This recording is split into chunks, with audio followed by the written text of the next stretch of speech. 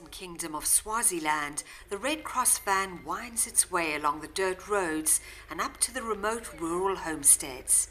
It's vital to get medication to people like Kursila Nyamani. She contracted TB 2 years ago. Bengikhwehlela ngakhona ukuphefumula uvaleka ngiphefumula bese sengiyafoma fikela ngamakhatha nokushisa. When she first fell ill, Kursila made the hour-long journey to the local Sigumbeni clinic, but she couldn't keep up the regular visits. Sanele Mkonta, who's treating her now, is a nurse and the head of the TB section at the clinic. He understands her situation as public transport is unreliable. Whether they want to reach there or not, they can't because there's no transport.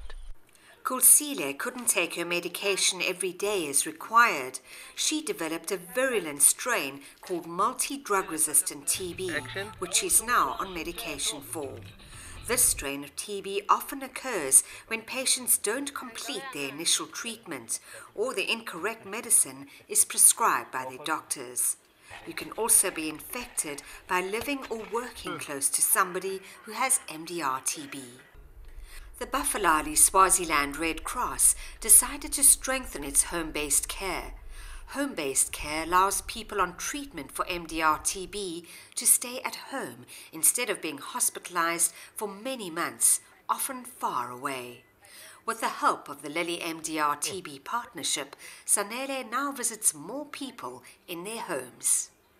I think it's very important for us to come to bring the services to the people, not the people to come to us.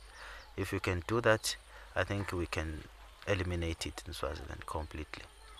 Like neighbouring South Africa, Swaziland is facing a momentous battle against tuberculosis. It has the highest AIDS rate in the world and TB is rife. But small victories make a difference. Kursila is getting better.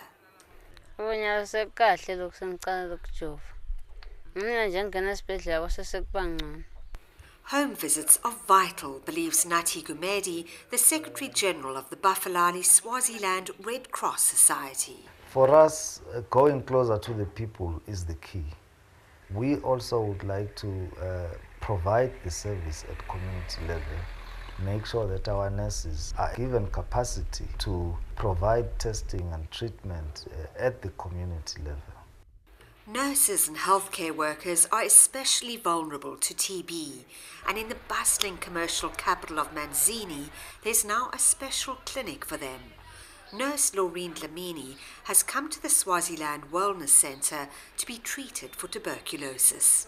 She contracted TB through her work. It's very risky. Even the infrastructure there, ventilation is not okay sometimes. Petsila Mamba, who's won an International Council of Nurses award for her work in TB, is there to support nurses like Laureen. They feel cared for. They feel they have something that is taking care of them. In turn, Laureen can face her daily work with confidence. I can have ways to stand those challenges, if I may say, because I've been treated and I feel fit and I'm more energetic. The turnover rate among nurses has dropped since the Wellness Centre was set up. Healthcare workers are also learning valuable lessons through training courses. Petsila has been inspiring people to tackle TB.